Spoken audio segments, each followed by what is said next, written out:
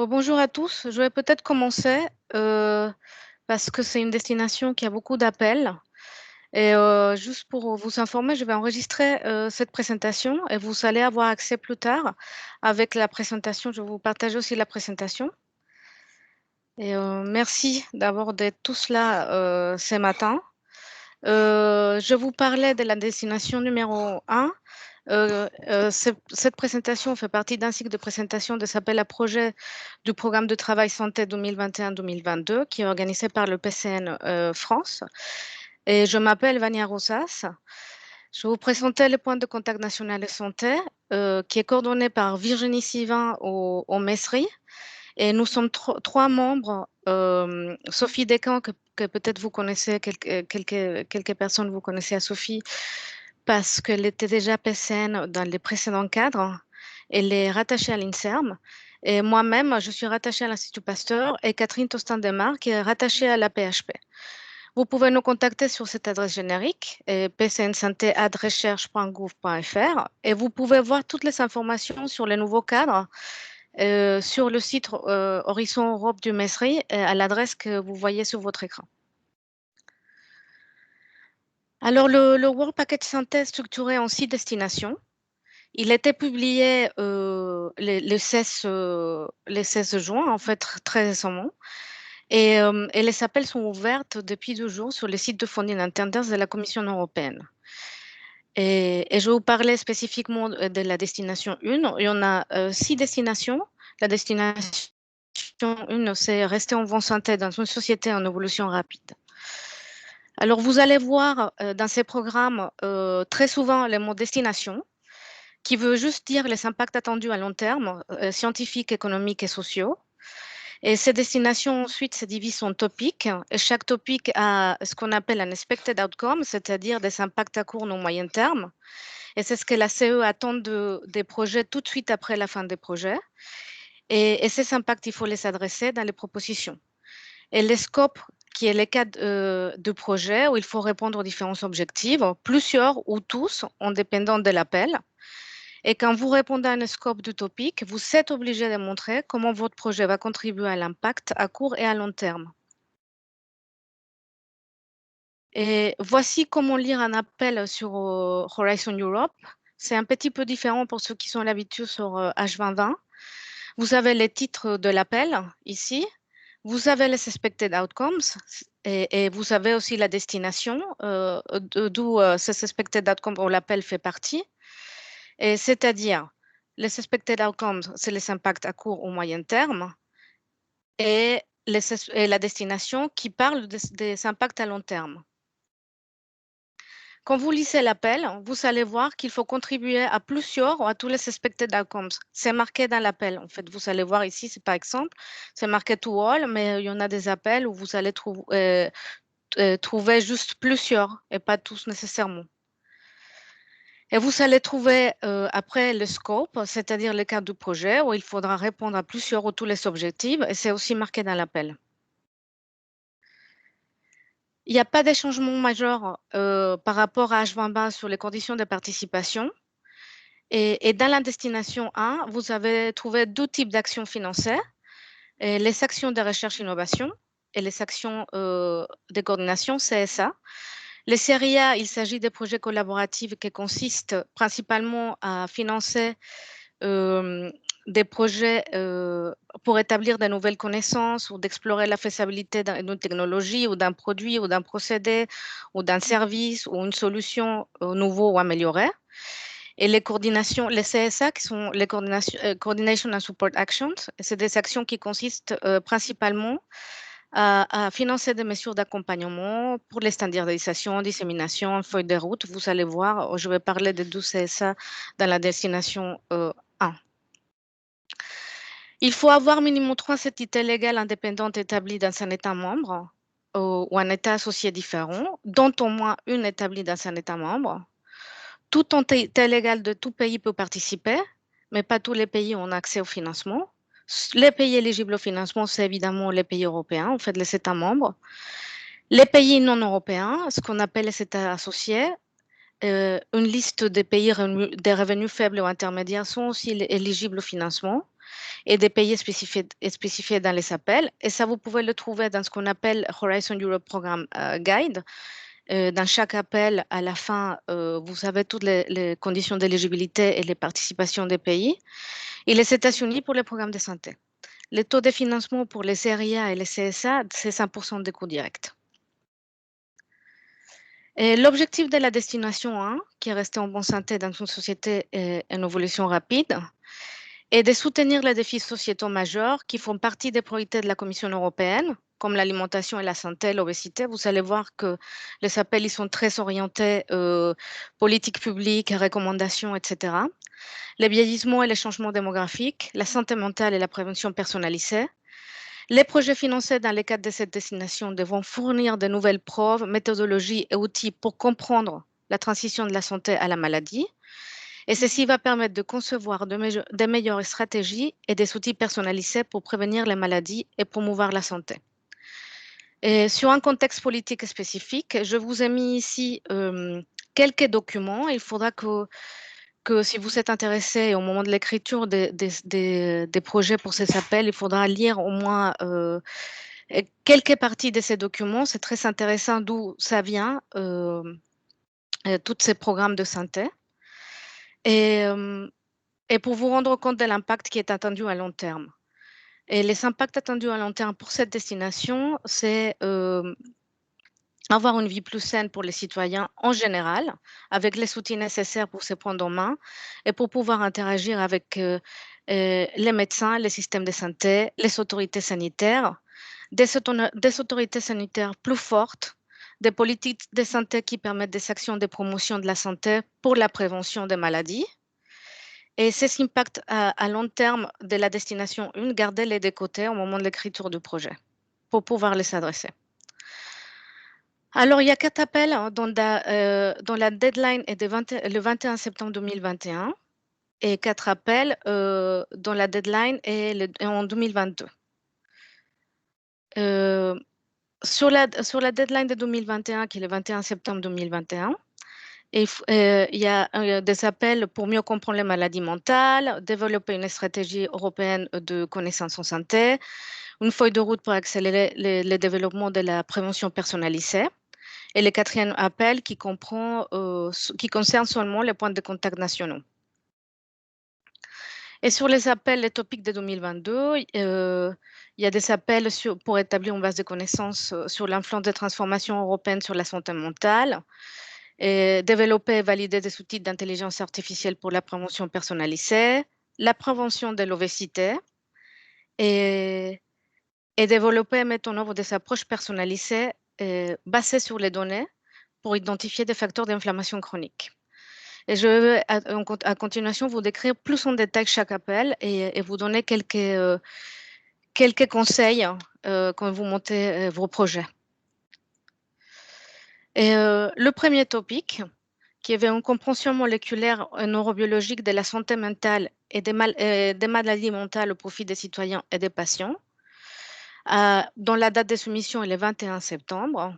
Et le budget total de l'appel, c'est de 60 millions d'euros. Et le budget par projet, c'est de 10 millions d'euros. Alors, environ 6 projets seront financés. C'est un projet collaboratif de type RIA. L'objectif de cet appel est de mieux comprendre les maladies mentales pour améliorer leur prise en charge à travers de nouvelles approches pour des interventions pharmaceutiques et non pharmaceutiques opportunes et efficaces pour les traitements, la prévention des rechutes de maladies mentales et mener des études cliniques centrées sur la personne. Pour développer les nouvelles approches, il faut l'implication des chercheurs, des professionnels de la santé et développeurs de médicaments, la participation des citoyens pour identifier de nouveaux biomarqueurs et l'implication des autorités d'autres parties prenantes comme des autorités de santé publique, des décideurs politiques. Et il faut établir des guidelines et des recommandations. Sur cet appel, il faudra mieux comprendre la génétique, l'épigénétique et des facteurs qui provoquent la transition entre la santé mentale et la maladie mentale. C'est-à-dire, il faut que les projets soient inscrits dans un continuum de la recherche fondamentale à la recherche clinique et jusqu'à la validation des résultats. Et ils pourront participer à tous les désordres mentaux ou comportementales décrits par l'ICD 10, chapitre 5. Et je vous ai mis les liens vers la définition de quelles sont les descentes mentales qui sont incluses dans ces chapitres, et sauf la démence. Il faut inclure toute une série de techniques de recherche et analyses pour l'identification et validation de biomarqueurs et de médicaments plus efficaces, des mesures cliniques, le développement de médicaments nouveaux réutilisés, les effets moléculaires et neurologiques des stratégies non pharmacologiques, et y compris la neurostimulation, le neurofeedback, la psychothérapie, le régime alimentaire, l'exercice, le mode de vie et la luminothérapie en combinaison de ces éléments fondés sur deux preuves. Vous pouvez aussi inclure de l'intelligence artificielle et utiliser des données des biobanques ou des données des registres de santé pour cet appel. Nous avons mis à la fin de chaque appel une série de documents complémentaires que vous pouvez voir. Il y a un micro ouvert. Est-ce que ouais, la personne qui a ouvert son micro peut le fermer? Merci beaucoup. Et nous avons mis à la fin de chaque appel une série de documents complémentaires que vous allez voir sur la politique, les contextes de politique européens sur lesquels est construit cet appel. Et cela va vous permettre aussi de répondre mieux à l'impact de votre projet, à la section impact de votre projet. Je vous ai déjà parlé de ces partenaires à inclure dans cet appel, mais aussi il faudra tenir en compte ce qu'on appelle les joint activities, et vous allez le voir plusieurs fois dans ma présentation. Et c'est des recommandations de la Commission européenne pour les appels, c'est-à-dire que il faut prévoir des activités de networking avec d'autres initiatives européennes qui travaillent sur ces aspects. Même si vous ne connaissez pas toutes les activités de networking que vous allez faire, il est quand même important de les inclure dans le budget de votre appel. Et vous pouvez aussi mentionner, par exemple, des activités ou des collaborations avec des infrastructures. Je mis Elixir écran, mais il y a d'autres infrastructures européennes qui pourront faire partie de ces appels. Voici une liste de projets financés qui inclut deux parties qui pourraient correspondre à certaines parties de cet appel. Ce n'est pas une liste exhaustive, mais vous pouvez aussi chercher d'autres projets financés sur les sites cordis-europa.eu, et je vous ai mis les liens aussi ici pour aller voir s'il y a d'autres types de projets, en fait au moins des parties de projets qui ont déjà été financés par la Commission. Ça peut vous aider. Le prochain appel, c'est un CSA, c'est un Coordination and Support Action, pour soutenir l'autonomisation numérique et la littératie en santé, en fait. Dans le cadre de ces projets, les activités seront axées sur l'élaboration d'une stratégie européenne globale visant à mettre en place le cadre de la culture numérique en matière de santé. Et il faut tenir en compte les genres aussi que les aspects démographiques, géographiques et socio-économiques pour cet appel. Bon, et en réalité pour tous, hein, je dis pour cet appel, mais en réalité, c'est des aspects qu'il faut prendre en compte pour tous les appels sur Horizon Europe Santé. Et il faut développer une stratégie européenne de connaissance en santé, d'alphabétisation numérique des citoyens en matière de santé, vers une Europe plus digitale en incluant des citoyens, qui est une des grandes axes stratégiques de la Commission européenne, des États membres, des services de santé, des secteurs qui ne sont pas dans le secteur de la santé. Et ces projets, comme je vous ai dit, est un CSA. Il y aura un seul projet financé et il s'agit d'avoir un plan d'action et d'une feuille de route. Cette stratégie européenne globale inclusive sur l'éducation numérique à la santé doit inclure des aspects de promotion de la santé, des préventions des maladies, des traitements des auto-soins, ainsi que leur impact sur la qualité de vie, le bien-être, la productivité, l'économie, en créant des indicateurs. Tous les points qui doivent être inclus dans cet appel sont dans cette liste-là. La feuille de route, évidemment, une stratégie globale digitale, l'aide aux patients, le partage de bonnes pratiques et l'établissement d'indicateurs pour mesurer les stratégies. Et voici les documents du contexte politique européen dont je vous ai parlé pour chaque appel. Et je vous conseille de les lire si vous allez postuler. Et des exemples de projets, c'est une liste non exhaustive à nouveau, des projets FP7 ou H2020 sur ces sujets de littératie de santé. Une autre CSA aussi dont la date limite de soumission est le 21 septembre 2021. Il y aura un seul projet financé à hauteur de 3 millions d'euros, pareil. Et l'idée de cet appel, c'est d'avoir une meilleure coordination des stratégies déjà existantes et des nouvelles stratégies de prévention et proposer une feuille de route. Les propositions devront comprendre une stratégie pour mesurer les projets accomplis vers les résultats attendus suivants. L'exploitation d'un agenda stratégique de recherche et d'innovation pour la communauté des chercheurs, les parties prenantes de la recherche et décideurs politiques, ça vous allez le voir, ça c'est mon partie prenante, décideurs politiques, et citoyens, vous allez le voir partout dans cette destination. Une approche coordonnée, harmonisée et globale de la recherche personnalisée en matière de prévention dans toute l'Europe. Sensibilisation et adoption des stratégies de prévention personnalisées par les systèmes de soins de santé et des décisions politiques fondées sur des données provantes pour les assureurs et les autorités mettant en œuvre de ces stratégies de prévention personnalisées. Et la médecine et la prévention personnalisée sont donc porteuses de nombreuses promesses. Et il faudra créer des stratégies réussies avec des approches plus holistiques, prenant en compte des facteurs de comportement et des styles de vie aussi. Les propositions pour cet appel devront inclure la coordination, la collaboration et l'identification avec des programmes existants en Europe et dans le monde, des parties prenantes. Il faudra créer des indicateurs, des exemples de programmes qui marchent et pouvoir les transférer si possible, comment on pourrait les implémenter. Et évidemment, il y a toute une partie de communication pour un appel de ce style. Et à nouveau, je mets ici les contextes politiques européens et qu'il faudra, il faudra jeter un coup d'œil sur ces documents. Et des exemples de projets déjà financés dans FP7 et dans H2020 sur la médecine personnalisée. Et comme recommandation, il faudra s'engager dans des initiatives connexes comme ICPermed et CCSA devra apporter sa contribution au nouveau partenariat sur la médecine personnalisée qui seront lancés par les États membres dans les prochaines années. Et les propositions doivent encourager une approche centrée sur les patients. Je vais passer maintenant aux appels de 2022. Le premier appel, c'est stimuler la santé mentale en Europe en période de changement, qui se fera en 12 étapes. En première étape, la date de soumission de la première étape, ce sera le 1er février 2022. Et les projets choisis continueront pour la 12e étape pour le 6 septembre 2022. Le budget total est de 50 millions d'euros. Il y aura 7 projets financés.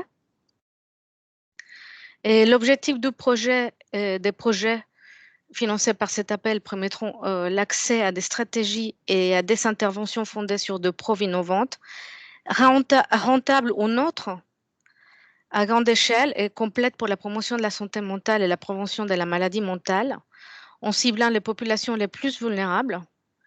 Ils développeront et mettront en œuvre, à titre pilote ou à grande échelle, des interventions de promotion du bien-être et de prévention des maladies mentales. Et quand on parle de changement, on parle par exemple de la pandémie de Covid-19, des changements climatiques, la dégradation environnementale, etc. Et il y a d'un côté comprendre la problématique et proposer de partager des solutions avec peu de coûts ou sans coûts. Il faudra impliquer des professionnels de santé, des autorités publiques, des scientifiques et des citoyens. Les changements comme les catastrophes climatiques et environnementales extrêmes augmentaient d'une façon spectaculaire des graves problèmes de santé mentale, notamment l'anxiété, la dépression, les troubles post-traumatiques, les suicides, etc.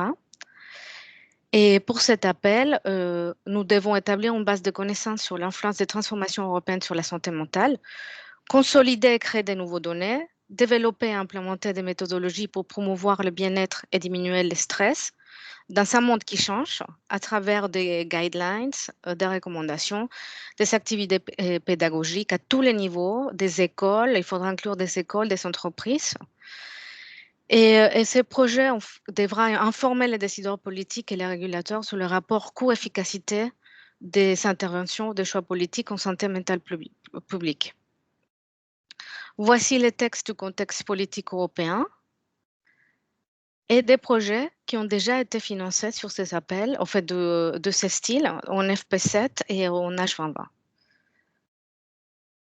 Et pour les partenaires inclus, j'ai déjà mentionné toute la partie multidisciplinaire, la partie médicale, les end users évidemment, des organisations de la société civile, des écoles, des services communautaires, d'employeurs, des institutions culturelles, des compagnies d'assurance et des communautés.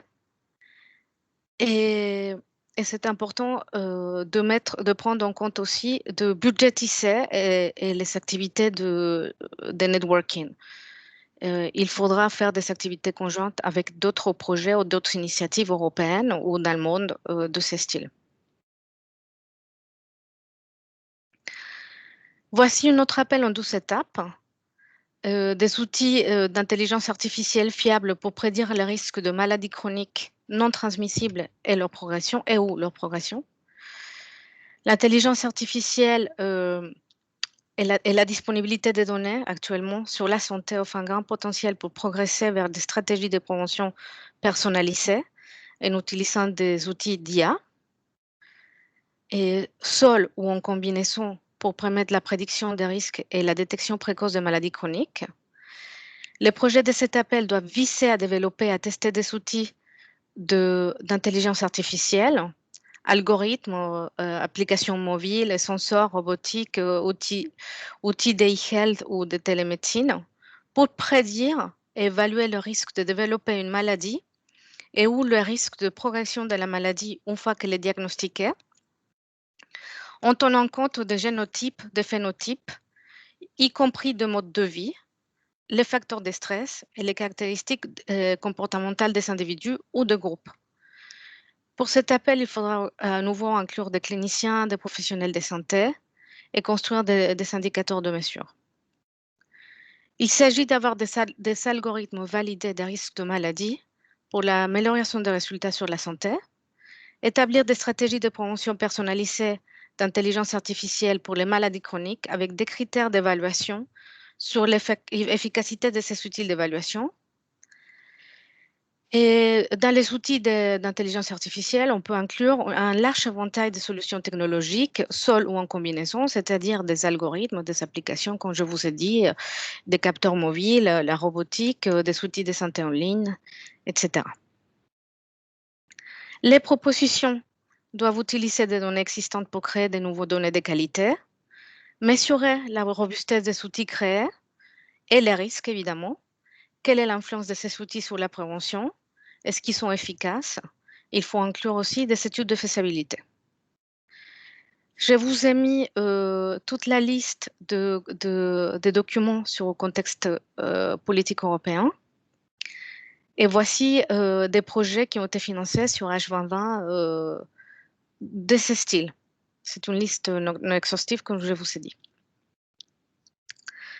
Il faudra inclure des partenaires comme des PME dans le but de renforcer la biais scientifique et technologique de ces PME. Il faut intégrer des partenaires qui soient responsables d'une réflexion éthique de l'utilisation des intelligences artificielles, en fait, de ces nouvelles techniques d'intelligence artificielle. Et il faudra interagir à l'avance avec des agences réglementaires avec une feuille de route du projet. Et, et comme je vous ai dit dans d'autres projets précédemment, il faut interagir avec d'autres réseaux du même style. Et n'oubliez pas de budgétiser l'action si vous allez participer à un appel de ce style. Le prochain appel, c'est un appel aussi en 12 étapes. Le budget total est de 60 millions d'euros et le budget par projet est de 6 millions d'euros. C'est un projet sur la prévention de l'obésité tout au long de la vie. Et on sait que la surcharge pondérale et l'obésité sont de plus en plus importantes et plus avec cette pandémie. Et Cela souligne la nécessité de prévenir la surcharge pondérale et l'obésité. Et il faut faire des efforts en matière de recherche et d'innovation dans ce sens-là. Et l'objectif de cet appel est de mettre en place des projets pilotes pour évaluer l'analyse coût-efficacité des stratégies de gestion de l'obésité et l'impact de l'inaction, en tenant compte des comorbidités et du système de soins basé sur les valeurs, de développer un système de suivi des indicateurs démographiques relatifs au surpoids et à l'obésité, en étendant les indicateurs de santé des bases européennes, tester, développer des outils, comprendre les facteurs de prédisposition, génétiques, moléculaires, microbiens, neuroimmunes, déterminant la prise de poids, un contrôler, identifier des biomarqueurs de probécité, génétique, des laboratoires, imagerie, etc., avec des chercheurs, des médecins, des citoyens, des autorités publiques, pour l'utilisation de meilleures pratiques, des lignes directrices d'harmonisation et des procédures opérationnelles standards développées à différents niveaux, au niveau local et national, dans l'Union européenne et au-delà, qu'on base pour de nouvelles recherches. On attend une compréhension de la biologie de l'obésité, l'identification de tous les facteurs contribuant à l'obésité en incluant le style de vie et développer des recommandations. Et il faut développer des projets pilotes pour évaluer l'efficacité des stratégies proposées. Je vous ai mis aussi les contextes politiques européens et les projets qui ont été financés sur l'obésité dans FP7 et H2020. Et c'est important de prendre en compte la collaboration avec d'autres projets européens et portant sur des questions comme l'agriculture ou l'alimentation. Et il faut inclure des citoyens, je vous ai déjà mentionné ça, des institutions, écoles, cantines, hôpitaux, lieux de travail, etc. Et spécifiquement pour cet appel, il faudra prendre en compte, si c'est nécessaire, de mettre dans le consortium les Joint Research Center de la Commission européenne. Mais le Joint Research Center ne participera pas à la préparation de la soumission. Il faut juste identifier l'équipe ou les équipes qui pourront travailler avec vous dans cet appel. Et après, c'est à la Commission de décider si c'est possible ou pas, ou de négocier avec eux la participation. Et il y a d'autres appels dans le cluster 6, comme cet appel que je mentionne ici permet de la transition vers un comportement alimentaire sain et durable. Il faudra prendre en compte ce type d'appel aussi pour créer des synergies avec les consortia qui vont postuler à l'appel sur la prévention de l'obésité. Les derniers appels est pour développer mettre en œuvre des approches personnalisées basées sur les données pour identifier des facteurs d'inflammation chronique qui peuvent déterminer la transition d'un état de santé à un état présymptomatique et au premier stade de la maladie, dès la recherche translationnelle jusqu'à la validation dans les études cliniques. Il s'agit de mieux comprendre l'inflammation chronique et comment on passe d'un contexte sain à un contexte d'inflammation et proposer une stratégie de prévention avec des chercheurs, médecins et citoyens. Et le thème soutiendra les propositions qui visent à développer un diagnostic personnalisé ou des stratégies de prévention liées à l'inflammation systémique ou locale chronique et évaluer les effets des différents types d'interventions ou combinés ou des combinaisons, c'est-à-dire des modifications pharmacologiques, non pharmacologiques, les compléments nutritionnels, le régime alimentaire, les modes de vie selon les cas. Et il faut intégrer les connaissances de pointe, identifier les facteurs d'action, identifier des biomarqueurs, de nouveaux d'existantes, piloter des études de preuve de concept sur l'homme. Les propositions devront traiter une ou plusieurs activités, comme identifier des biomarqueurs de santé vers l'inflammation chronique, comprendre la physiologie en connexion avec des aspects externes aussi, comme le style de vie. Vous avez vu pendant tous ces appels, le style de vie apparaît beaucoup dans les points qu'il faut prendre en compte. Développer des devises pour monitorer l'état de santé et inflammation chronique, à l'aide de la recherche jusqu'à la preuve des concepts. Créer des guidelines, faire des tests pour démontrer la réduction et la réversion d'un état de pré-maladie à un état d'inflammation chronique. Voici un document de texte de contexte de politique européen et des exemples de projets qui ont déjà été financés en FP7 et en H2020. Il faudra évidemment inclure les patients, en plus de partenaires que je vous ai déjà mentionnés. Et dans cet appel, il faudra aussi inclure des activités conjointes qui pourront prendre la forme d'un regroupement de projets et les budgétiser dans votre action. Alors ça, c'est tous les appels de la destination 1.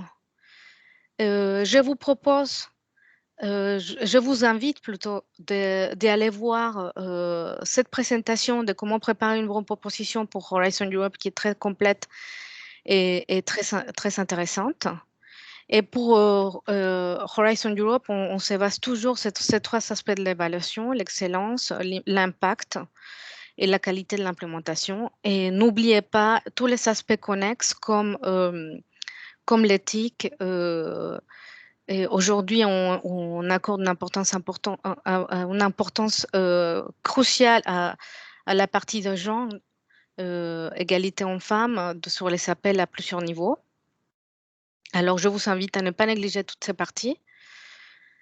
Et l'ANR soutient le montage des projets collaboratifs à travers son appel MRCI 2021, dont le prochain date de soumission, c'est le 7 juillet.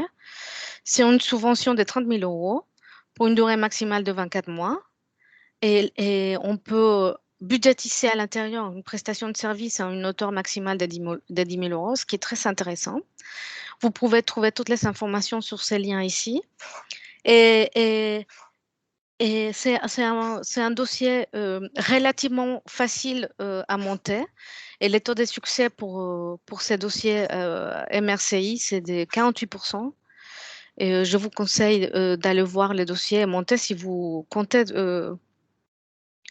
faire un appel sur 2021 ou 2022, surtout sur 2022, parce que sur 2021, c'est trop tôt. Aujourd'hui encore, nous avons les European Research and Innovation Days. Vous pouvez encore aller voir. On parle de la stratégie de l'Europe pour la mise en place de toutes les stratégies des programmes de travail. Il y aura un info day de la Commission européenne le 2 juillet. Vous pouvez voir les liens ici sur les clusters santé, sur le programme de travail 2021-2022. Et la Commission aussi est en train de planifier avec tous les réseaux de PCN un brokerage event, en fait un matchmaking event, le 5 juillet. Vous pouvez vous inscrire encore sur ces liens. Et ne pas oublier qu'on est en train de faire des webinaires spécifiques sur les destinations.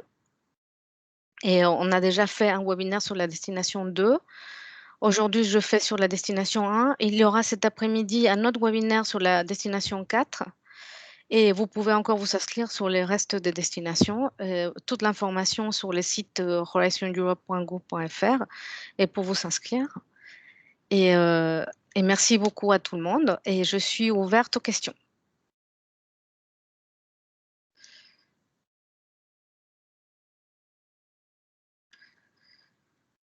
Alors, je vais mettre... je vais voir si vous avez des questions concernant sur le chat. Vous pouvez soit en parler, soit aller sur le chat.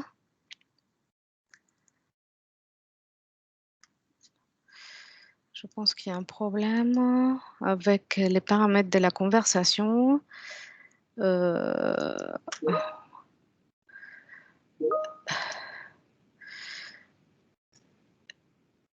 Eh ben, oui, bien sûr. Une question, les personnes âgées sont-elles ciblées dans les appels présentés? Oui, bien sûr. En fait, quand on parle d'informations chroniques, clairement, il y a les personnes âgées. En fait, ça fait partie des citoyens concernés. Ouais. Et pour l'instant, il n'y a aucun accord qui était vraiment... en fait, il y a une autre question où on s'en sont les accords d'association avec la Suisse ou le Canada. Et pour l'instant, il n'y a pas d'accord signé encore sur la Suisse, avec aucun pays en réalité, mais ils sont en voie des négociations. Et, mais avec la Suisse et le Canada non plus. En fait, mais c'est pas nouveau. En fait, dans H2020, il y avait les mêmes questions. En fait, au début de H2020, les accords d'association ils n'étaient pas finalisés encore. Alors, je vous invite, si vous allez inclure un partenaire suisse ou canadien ou autre des pays associés, pas européens, de, de voir l'appel directement, en fait, et voir qu'il soit éligible. Et sinon, montez votre projet avec les trois partenaires européens et attendre que l'association soit faite. Mais la liste de pays qui seront associés à Horizon Europe ne va pas radicalement changer par rapport à H2020. Mais les négociations sont toujours en cours. Et non, quand on parle d'information chronique, non, il y a des appels spécifiques cancer. C'est pas dans la destination 1. Je me rappelle pas très bien. Il y a deux appels qui sont spécifiques cancer où vous pouvez inclure l'information chronique. Et il faudra que je vous envoie le lien pour le Working Programme. Vous allez l'avoir en fait, je ne me rappelle pas très bien, je suis désolée de ça. Vous allez le voir sur les liens spécifiques de la présentation, le Working Programme. Et oui, sur la médecine personnalisée, sur Personalized Blueprint, oui, on peut. Et là, par exemple, on inclut l'information avant la survenue du cancer. Et c'est même marqué sur le texte de l'appel. Et l'appel Sirverdi n'existe plus dans le nouveau programme. Je pense que c'est dans une autre destination. C'est la destination 2, si je m'appelle bien. Pas sur la destination 1. Et concernant l'appel qui vise à mettre au point des outils d'intelligence artificielle fiables pour prédire les risques de maladies chroniques, hein, pour nous inclure les cancers. Et je pense que oui, il faudra juste regarder parce que ces projets d'intelligence artificielle, et comme je vous ai dit, c'est un CSA et il faudra voir quels sont les consortiums qui sont en train de se monter en ce moment. Parce qu'il n'y aura qu'un seul projet financé. Et oui, vous pouvez inclure les cancers.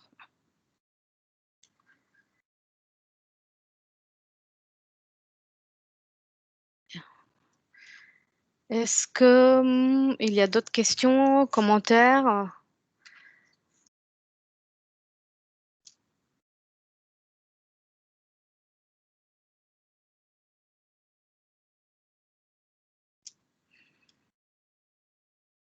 De toute façon, tous ces appels de la destination 1 sont déjà publiés sur le site de la commission. En fait, vous pouvez voir les dossiers déjà, hein, comment ils vont se monter, comment ils vont se préparer. Sur le site de Funding Intenders de la commission, vous pouvez les trouver. Tous ces appels déjà ouverts.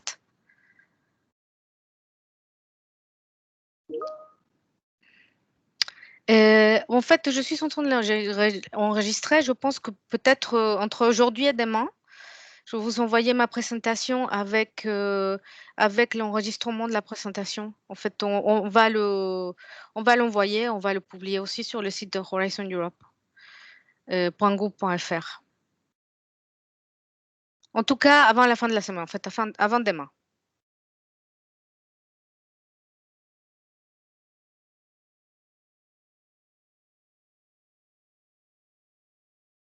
Si je n'ai plus de questions, je vous remercie d'avoir été là aujourd'hui. Je vous invite à vous inscrire aux autres webinaires.